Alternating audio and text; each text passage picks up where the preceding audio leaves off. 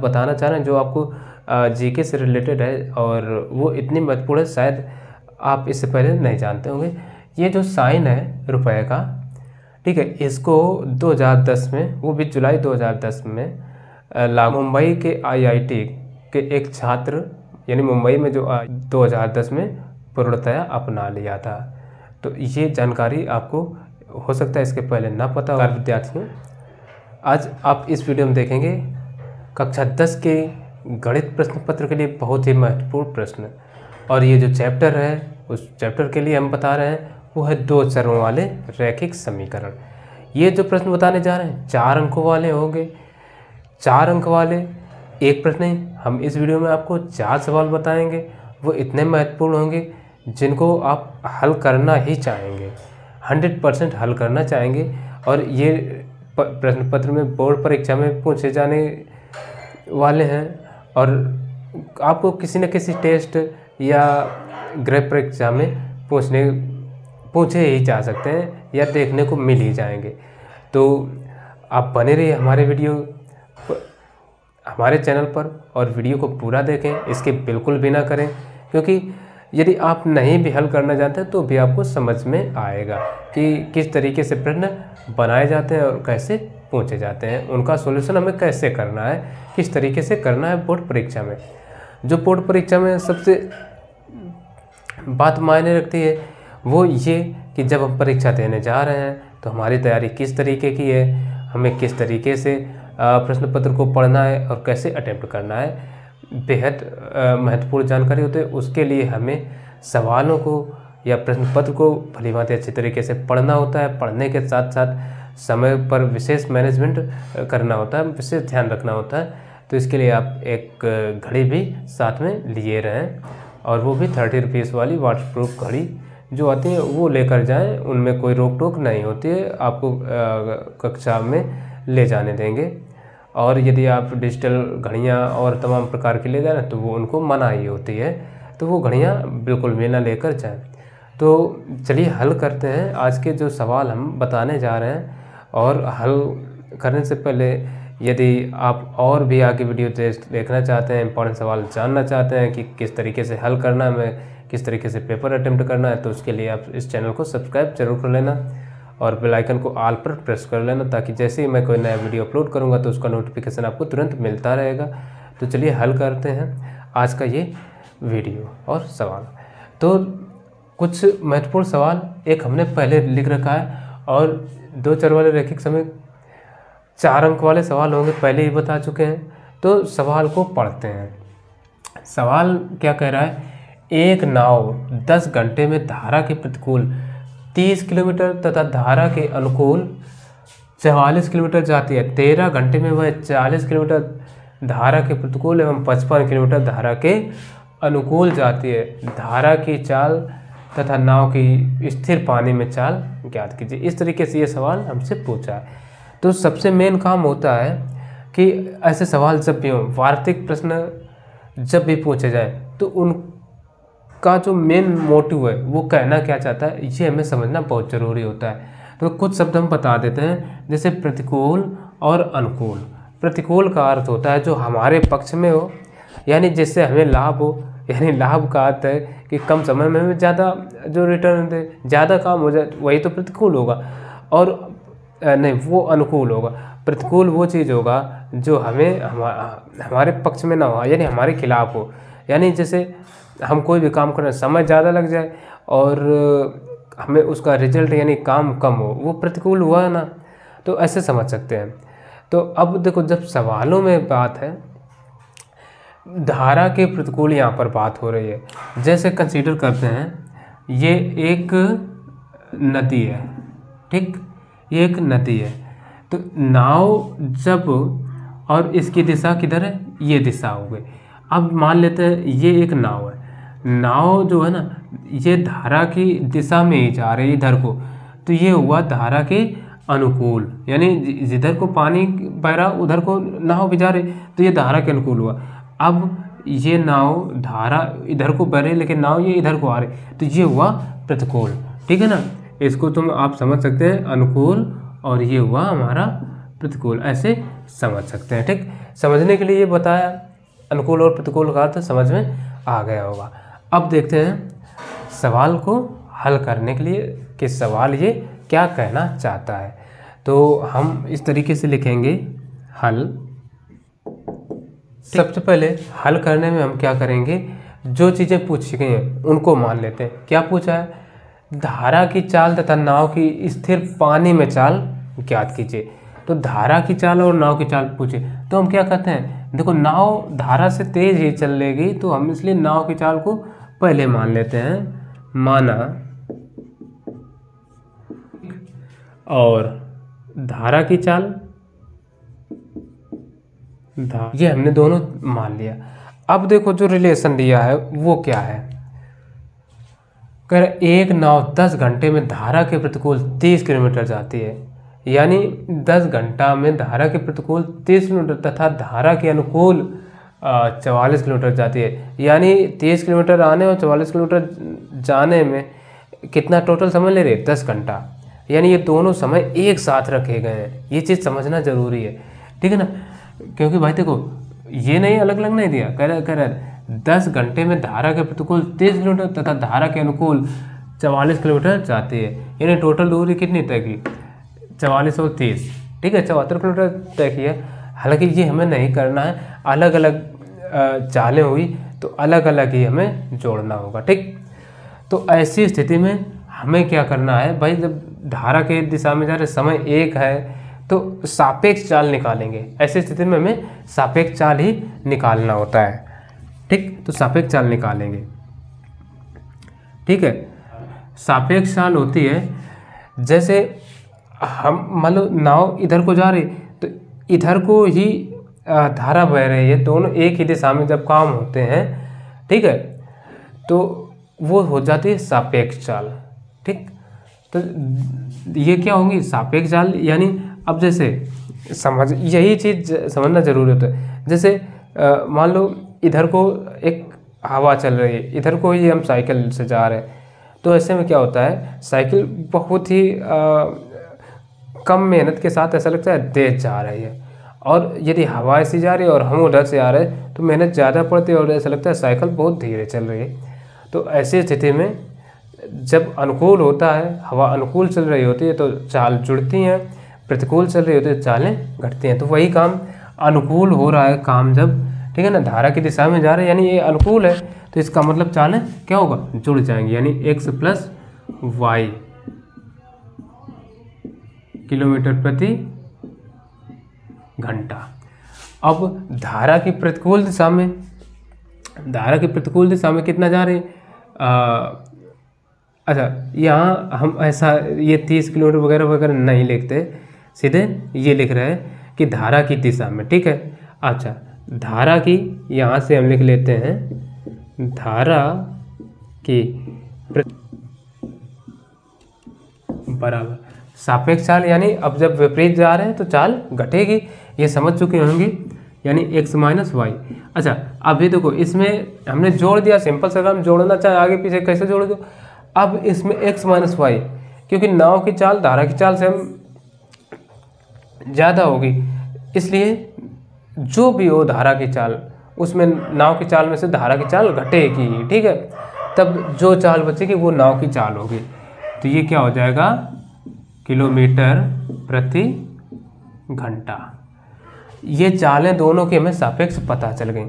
अब कंडीशन क्या दी है, अब लगाते हैं प्रथम शर्तानुसार। प्रथम शर्तानुसार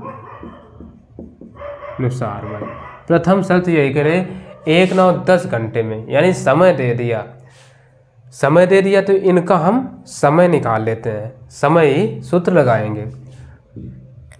तो सूत्र यही, समय दिया है तो समय का सूत्र लगा दो। समय बराबर क्या होता है, दूरी बटे चाल। अच्छा दूरी भाई क्या है, समय क्या है, अब हम समझेंगे। जब देखो सापेक्ष चाल निकाली है, सापेक्ष चाल निकाली है, तो सापेक्ष समय भी हमें पता होना चाहिए, और सापेक्ष जब सब कुछ है तो वही चीज़ तो हम निकालेंगे। अब देखो यहाँ चालें क्या है, सापेक्ष चाल थी यानी जुड़ी हैं, यहाँ सापेक्ष चालें घटी हैं, तो यहाँ भी तो सापेक्ष पर ही काम करेंगे ना। अब ये समय क्या है, दोनों आने जाने का समय दिया है, तो इसलिए ये सापेक्ष समय ही हुआ हमारा, यानी क्या समय है 10। तो समय बराबर सूत्र होता है ना, तो समय में कितना दे रखा है 10 घंटे प्रथम शर्त में। अब देखो दूरी बटे चाल है, तो दूरी पहले, अब देखो अगर हम पहले अनुकूल वाली अगर लगाएं तो अनुकूल हमें क्या दे रखा है, सापेक्ष चाल x + y दे रखा है। तो चलो अनुकूल के लिए दूरी कितनी दे रखे हैं सवाल में, देखो 44 किलोमीटर प्रति घंटा है ना, 44 किलोमीटर मतलब जाती है, तो दूरी हो गई 44। पहले हमने अनुकूल के लिए लगाया। अब अनुकूल जब नाव की दिशा में जा रहे हैं तो ये अनुकूल हुआ, तो यहाँ पर चाल कितनी दे रखे x + y, तो x + y करेंगे। ठीक, अब देखो प्लस, अभी ये अकेला है, ये सापेक्ष नहीं, सापेक्ष में दूसरा भी जो दे रखे हैं वो भी हम क्या करेंगे, जोड़ देंगे भैया। ठीक, प्रतिकूल भी इसी के साथ लिखेंगे, क्योंकि 10 घंटा में दोनों काम हो रहे हैं, 44 किलोमीटर जा भी रहा है और 30 किलोमीटर आ भी रहा है, ठीक है ना। तो ये 30 किलोमीटर जो गया, अब दूसरी दूरी ये भी होगी आने वाली है ना, नहीं 30 किलोमीटर धारा के प्रतिकूल 30 किलोमीटर है, तो ये भी तो 10 घंटा का समय ही है, तो 30 बटे x - y, इसकी चाल क्या है x - y, क्योंकि सापेक्ष चाल हम निकाल चुके हैं। तो ये हमारा जो बना, इसको नाम दे दो पहला समीकरण। ठीक, अब देखो यहाँ से पहली शर्त खत्म, अब आ जाओ द्वितीय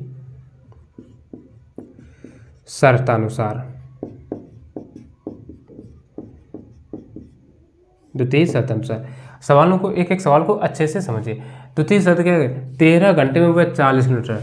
अच्छा, तो यहाँ भी समय दे दिया ना 13 घंटे, तो हम समय का ये सूत्र लगा देते हैं। समय बराबर क्या होता है, दूरी बटे चाल। ठीक, तो दूरी बटे चाल। अब तो समय यहाँ पर हमें कितना दिया 13 घंटा, तो 13 बराबर दूरी। अब देखो 40 किलोमीटर जा रहा है प्रतिकूल एवं 55 किलोमीटर धारा के अनुकूल, तो अनुकूल वाला हम समय पहले लिखते हैं, तो 55 बटे चाल के अनुकूल वाली x + y, तो x + y कर देते हैं, और प्लस फिर कितना है प्रतिकूल कितना जा रही है 40 किलोमीटर, तो 40 बटे x - y, इसको दे दो दूसरा। अब चाहो तो ऐसे भी हल कर सकते हैं, ऐसे हम यदि हल नहीं करना चाहते हैं तो हम क्या करते हैं, मान लेते हैं। अब देखो इसके भी बटे x + y, इसके भी बटे x - y, दोनों समीकरण सेम है लगभग, जो हर है समान है, तो हर को मान लेते हैं। मान लेंगे कैसे, तो हम यहाँ लिखते हैं माना 1 बटे x + y, थोड़ा माना दूर लिखेंगे ऐसे। ठीक, 1 बटे x + y बराबर a, और दूसरा जो 1/x - y है, x - y बराबर, इसको चलो b मान लेते हैं। ऐसे मान लिया, जब ये दोनों चीज़ें हमने मान ली, अब ये जो मान है उठा करके यहाँ 1 बटे x + y और 1 बटे x - y के स्थान पर रख देते हैं। तो हम जब रखेंगे तो ये आ जाएगा 10 बराबर, देखो 1 बटे x + y को हमने यहाँ पर क्या मान रखा a, तो यहाँ पर 44 × 1 बटे x + y लिखा जा सकता है, तो ये हम सीधे 44a हो जाएगा भाई, जब 1 बटे x + y बराबर a मान रखा। ठीक, इसी तरीके से 30 बटे x - y है, तो ये हो जाएगा 30b बराबर, अच्छा बराबर तो इधर लिख ही चुके हैं, नो प्रॉब्लम। अच्छा, इसी तरीके से ये दूसरा क्या है 13 बराबर, तो 55 बटे x + y, तो ये 55a हो जाएगा, क्योंकि 1 बटे x + y बराबर हमने a मान रखा है, प्लस 1 बटे x - y, यानी ये कितना है, देखो इधर 30 नहीं ये 40 है ना, तो 40 ये b, अच्छा बराबर में खैर कुछ नहीं दे रखे हैं, बराबर हम इधर लिख चुके हैं, ये इतना हो गया। अब अगर हम देखें, अगर a वाले पद ख़त्म करना चाहें तो काम बन जाएगा, लेकिन यदि हम b के ख़त्म करना चाहें तो देखो एक काम करें कि अगर गुणांक बराबर हो जाए b के, चाहे एक है, जिसके चाहो करा सकते हो। तो एक चर कट जाएगा विलोपन विधि से हल करने के लिए। तो जब बी वाले मान को चलो कैंसिल करना है, तो कैंसिल करने के लिए गुणांक हमें बराबर कराना होगा ना। तो अगर इसमें जब ये बने तो इसको हम समीकरण 3 कह देते हैं, इसको कह देते हैं 4। अब 3 व 4 को अगर हम एक काम करें, बी के गुणांक चलो बराबर करा लेते हैं। बी के गुणांक बराबर कराने के लिए हम क्या करें, देखो अगर इनको ध्यान से देखो, 3 चौको 12 यानी 120 आने वाला है गुणा कराने पर, ठीक है। 3 और 4 और 0 0। तो ऐसा अगर हम कराएं तो इसमें अगर समीकरण 3 में 4 से गुणा करा दें तो 3 चौको 12 हो जाएगा, ठीक। और इसमें करा दें 3 का, तो इंटू अगर 3 करा दें तो ये क्या होगा, बी के गुणांक हो जाएंगे बराबर। जब गुणांक बराबर है तो घटाने पर जाएंगे कट, ठीक है। तो वही काम करते हैं, तो इस तरीके से हमने ऐसे लिख दिया।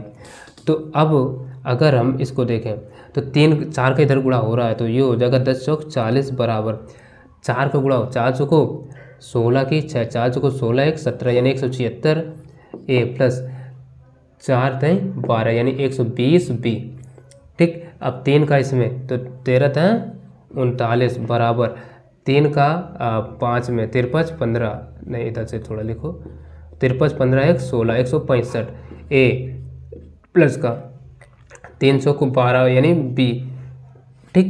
ये हो गया। अब हमें सीधा करके अभी नहीं लिखा, हालांकि अब क्या करो, घटा दो। घटाने पर क्या है, बी के गुणांक कट जाएंगे। इधर हम नीचे दिखाई देते हैं घटाने पर। तो घटाने पर क्या करो, ये देखो माइनस माइनस और ये भी माइनस, तो बी के गुणांक कट गया। अब 176 में 165 घटा दो तो बचेगा कितना, 11, ठीक। तो 11 ए, भाई देखो 11 ए, और 40 में 39 घटा दो तो बराबर कितना बचेगा, 1। तो यहाँ से अगर हम ए का मान निकालें तो कितना आ जाएगा, 1/11। ए का मान ये आ गया। अब ये जो ए का मान आया, समीकरण हम रख देते हैं 3 में, ठीक। तो इधर लिखे देते हैं ए का मान समीकरण 1 नहीं 3 में रखने पर, चलो रखो। तो समीकरण 3 देख रहे हैं ना, ये 10 बराबर कितना है, 44 ए प्लस का 30 बी। अब ए के स्थान पर हमें कितना रखना है, 1/11 यानी तो 10 बराबर 44 इंटू 1/11 प्लस का 30 बी। तो 11 कम 11, 11 चौक 44, तो 10 बराबर 4 प्लस का 30 बी। 4 को इधर ले आओ तो 30 बी सीधा करके लिख लें, कोई दिक्कत नहीं होगी। तो 10 माइनस का 4, तो यहाँ से 30 बी बराबर आ जाएगा 6, ठीक है ना। तो यहाँ से बी बराबर आ जाएगा 6/30, 6 कम 6 6 पंचे 30, यानी बी बराबर आ गया 1/5। अब ये जो ए और बी के मान हमें पता चल गए, ए और बी के मान जो हमने मान रखे थे कहीं पर, वहीं पर एक बार फिर से हमें रख देना जहाँ तक ये माने थे, ठीक है। तो अब इसके लिए क्या करेंगे, हम इधर काम ऐसे कर लेते हैं। तो यहाँ पर हम लिख रहे हैं ए व बी के मान रखने पर। थोड़े सवाल समझने वाले होते हैं, कठिन नहीं होते, ये मान के चलिए। तो रख देते हैं भाई। तो 1/x प्लस वाई बराबर हमने माना था ए, इधर आप देख सकते हैं, ये देखो 1/x प्लस वाई बराबर ए माना, तो ए, तो that implies x 1/x plus y बराबर, ए का मान अभी निकला ये 1/11, तो 1/11 इसको सीधे उलट दो तो ये आ जाएगा, देखो सीधे यानी हर को ऊपर पहुंचा दो अंश को नीचे, तो x प्लस वाई बराबर 11 समीकरण 5 बन जाएगा, या तिरक गुणा करा लो तो भी वही आने वाला है, ठीक। अब तथा आगे देखो b का मान 1/5 है और b बराबर x माइनस वाई माना, तो ये आ जाएगा 1/x माइनस वाई बराबर था b, तो that implies 1/x minus Y बराबर 1/5 हो जाएगा। इसको भी लोट दो तो ये आ जाएगा x माइनस वाई बराबर 5। इक्वेशन 6। अब 5 और 6 को क्या करो, हल कर लो। तो हम लिख देते हैं समीकरण 5 व 6 को हल करने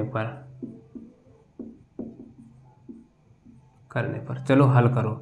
तो 5वां समीकरण क्या है, नहीं 5 क्या है, x प्लस वाई बराबर 11 और ये x माइनस वाई बराबर 5। तो देख लो भाई, जोड़ने पर जब भी चिन्ह असमान हो जोड़ने पर कटेगा, जब भी चिन्ह समान हो तो घटाने पर। तो यहाँ असमान चिन्ह है, वाई वाई कट गए, तो ये आ गया 2x बराबर 5 1 16 11, नहीं 16 5 मतलब नहीं 11 5 16 हो गए। तो यहाँ से x बराबर 16/2, 2 कम 2, 2/16, यानी x का जो मान था वो आ गया 8। अब ये x का मान निकल चुका, इसको समीकरण 5 में रख दो। तो हम इधर लिखते हैं x का मान समीकरण 5 में रखने पर रख दो। तो समीकरण 5 ये दे रखा है x प्लस वाई, यानी x प्लस वाई बराबर 11। तो x का मान है 8 प्लस वाई बराबर 11। तो इधर हम चीज़ें ये दिखाई देते हैं, तो 8 को इधर भेज दो तो इधर आ जाएगा y बराबर 11 माइनस 8, यानी इतने में अब फिर से लिख देते हैं y बराबर आ जाएगा 3। ठीक, x और y के मान आ गए। तो यहाँ पर हमसे क्या पूछा गया था, धारा की चाल तथा नाव की स्थिर पानी में चाल ज्ञात कीजिए। तो कह सकते हैं अतः नाव की स्थिर पानी में चाल बराबर 8 किलोमीटर प्रति घंटा और धारा की चाल बराबर 3 किलोमीटर प्रति घंटा। तो ये जो है ना, ये जो आया शांत जल में नाव की चाल x किलोमीटर प्रति घंटा, इसी को ना मिटाते हुए डायरेक्टली हम, क्योंकि जगह कम बची है, यहाँ फिर से लिख देते हैं। ठीक, इसको इंडिकेट करके 8 किलोमीटर प्रति घंटा। ठीक, और इसको इंडिकेट करके लिख देते हैं 3 किलोमीटर प्रति घंटा। और यही हो गया सवाल का आंसर। तो अगर आपने बिना स्किप किए हुए ये सवाल देखा है पूरा, तो ये आशा अच्छे से समझ में आ गया होगा। और आगे कुछ एक आध सवाल और बताते हैं, तो उनको भी अच्छे से समझिए। अब दूसरा सवाल जो दिए हैं वो आपके सामने है। दूसरा सवाल देखिए क्या कह रहा है, कह रहा है 5 संतरे और 3 सेबों का मूल्य ₹35 है तथा 2 संतरे और 4 सेबों का मूल्य ₹28 है। तो 1 संतरे व 1 सेब का मूल्य ज्ञात कीजिए। देखो यहाँ पर एक हम महत्वपूर्ण बात बताना चाह रहे हैं जो आपको जीके से रिलेटेड है, और वो इतनी महत्वपूर्ण है शायद आप इससे पहले नहीं जानते होंगे। ये जो साइन है रुपए का, ठीक है, इसको 2010 में, वो भी जुलाई 2010 में लागू हुआ था भारत में। इस साइन को मुंबई के आईआईटी के एक छात्र, यानी मुंबई में जो आईआईटी उसके एक छात्र डी उदय कुमार ने बनाया था, और भारत सरकार ने इसको 2010 में पूर्णतया अपना लिया था। तो ये जानकारी आपको हो सकता है इसके पहले ना पता हो, यदि पता हो तो अच्छी बात है, नहीं पता है तो हमें कमेंट करके ज़रूर बताएं कि क्या आपको ये पता था। आईआईटी के एक छात्र थे डी उदय कुमार, उन्होंने इस साइन को बनाया था। ठीक, तब से हमारा, जैसे अगर हम अमेरिका की बात करें, वहाँ डॉलर का साइन एक अलग होता है और यूरो का अलग, येन का अलग, इसी तरीके से बहुत सारी जो मुद्राएं अलग अलग देशों के, उनके साइन अलग अलग होते हैं। तो इस तरीके से रुपये का कोई साइन नहीं था, लिखा जाता था रुपया। तो डी उदय कुमार ने अंग्रेजी यानी रोमन जो वर्णमाला है उसके आर और हिंदी वर्णमाला के रा, इनको मिला करके इस साइन का निर्माण किया और इसको पूर्णतया जुलाई 2010 में मान्यता मिली। और भारत के जो इंडियन करेंसी है उसमें रुपया जो हिंदी में लिखा आता था उसके स्थान पर इस चिन्ह का प्रयोग किया जाता है। तो ये बहुत ही महत्वपूर्ण जानकारी थी जो आपको हमने दी। तो चलिए हल करते हैं इस सवाल को। तो सवाल को हमने पढ़ लिया। पढ़ने के बाद क्या है, जो चीज़ें पूछी गई हों, चाहे यहाँ पर एक एक संतरा का मूल्य पूछा गया या 2 का पूछा गया या एक संतरा और कई सेबों का या एक सेब या और कई संतरों का, कुछ भी पूछ ले, आपको एक एक का मानना है, केवल एक एक का। ठीक है, तो हम मान लेते हैं हल में माना एक संतरे का मूल्य बराबर रुपया x व एक सेब का मूल्य बराबर रुपया y, इस तरीके से मान लिया। अब देखो प्रथम शर्त हमारी क्या कह रही है, उसको पढ़ना स्टार्ट करते हैं। प्रथम शर्तानुसार प्रथम शर्त क्या है, कह रही 5 संतरे और 3 सेबों का मूल्य 35 रुपये है, यानी 5 संतरे। अब आप देखिए, मान लो एक पैकेट कोई ब्रेड वगैरह या बिस्कुट खरीदते हैं तो 5 रुपये का, अगर 5 बिस्कुट खरीदें तो 5, एक का मूल्य 5 रुपये है, तो 5 में 5 खरीद रहे हैं तो 5 का गुणा करा देते हैं, सिंपल सा काम। एक का हमें मूल्य पता है कितना है, x है, तो 5 संतरे का मूल्य कितना हो जाएगा, 5 का और गुणा x, ठीक है ना। तो प्रथम शर्त यही तो होगी ना, 5x और कह रहे और 3 सेबों का, और का मतलब यहाँ पर ये इंडिकेट करता है कि उनको जोड़ा जा रहा है, यानी प्लस करेंगे, ठीक है ना। तो प्लस कर रहे हैं, कितने कर रहे हैं, 3 सेबों का मूल्य, यानी 3, एक सेब का मूल्य कितना माने y, तो टोटल मिलकर के कितना हो रहा है 35, तो हम 35 लिख सकते हैं और ये हमारा समीकरण बन गया पहला। अब यहीं से द्वितीय शर्त शुरू होती है, तो उसको हम लिख लेते हैं द्वितीय शर्तानुसार। तो द्वितीय शर्त हमारी कह रही है 2 संतरे, यानी अब 2 संतरे हैं तो एक संतरे का मूल्य कितना है x, तो 2 गुणा x, ठीक, प्लस और का है और 4 सेबों, यानी एक सेब का मूल्य कितना है y और 4 सेबों का मूल्य कितना होगा 4 गुणा y, तो 4y, तो कितना आ रहा है का मूल्य रुपये 28, यानी टोटल मूल्य कितना होगा 28। ये बना हमारा समीकरण 2। समीकरण दोनों बन गए, अब क्या है हल करना बाकी है, तो हल कर लेते हैं। तो हम लिखेंगे समीकरण 1 व 2 को हल करने पर इस तरीके के सवाल प्रश्न पत्र में बहुत सारे पूछे जाते हैं, इस बात से आप बिल्कुल ध्यान में रखें इस बात को। तो हल करते हैं। हल करने के लिए समीकरण हमारा पहला क्या दे रखे हैं, 5x प्लस का 3y बराबर 35 और दूसरा 2x प्लस का 4y बराबर 28। तो अब देखो इनको हल कर रहे हैं, तो हल करने के लिए हम चाहे x के गुणांक बराबर करा लें चाहे y के, तो गुणांक बराबर कराने का के कई तरीके हैं, जो इसके पहले सवाल बताए उस तरीके से करा सकते हैं, या हम एक दूसरे तरीके से, जैसे x के गुणांक बराबर कराना तो इसमें 2 से गुणा और इसमें 5 से। तो गुणांक बराबर कराने का एक तरीका जो हम बता रहे हैं बहुत ही आसान। तो अब देखो अगर इनका आपस में गुणा कराएं 10 होता है, ठीक है, तो इसमें अगर 10 लाना है तो इसमें कितने से गुणा 2 से, और इसमें कितने से गुणा करा दें 5 से। ये बात समझ में आ रही ना। और जो गुणा होता है ना दोनों ओर होता है, दोनों पक्षों में होता है, ऐसा वैसा और कुछ नहीं, तो इसमें गुणा करा रहे भाई। तो देखो 2 का गुणा, इसमें 2 पंचे 10x होगा, ये हम केवल समझाने के लिए ऐसे लिखे हैं और कुछ नहीं हुआ, ठीक, प्लस 2 तियाँ 6 y बराबर 35 का गुणा 2 में 35 दूना 70, ये हो जाएगा। अब 5 का इसमें 5 दूना 10x प्लस 5 को 20y बराबर 5 को गुणा 28 में 5 अट्ठे 40 है ना, 5 अट्ठे 40 और 5 दूना 10 4 14 इतना हो जाएगा।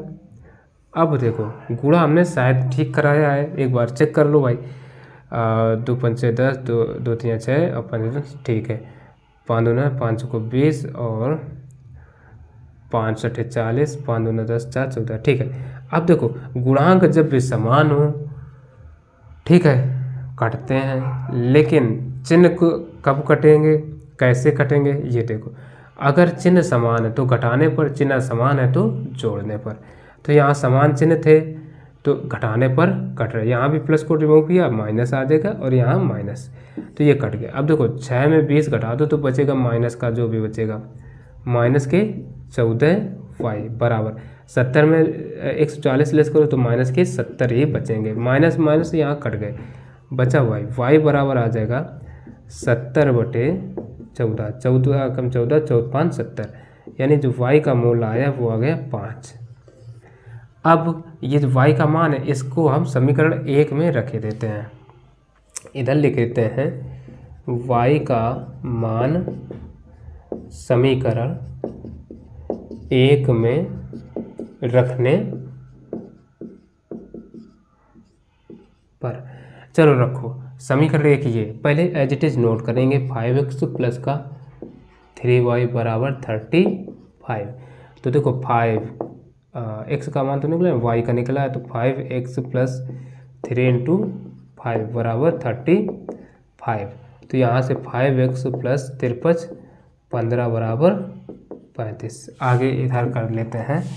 अब देखो 5x है एज इट इज रखेंगे, प्लस क्या 15 को इधर ले आओ तो यहाँ से बराबर 35 माइनस 15, तो 5x बराबर 35 में 15 घटा दो बचेगा कितना 20। तो यहाँ से x बराबर 20/5, 5 कम 5 5 को 20, यानी x बराबर आ गया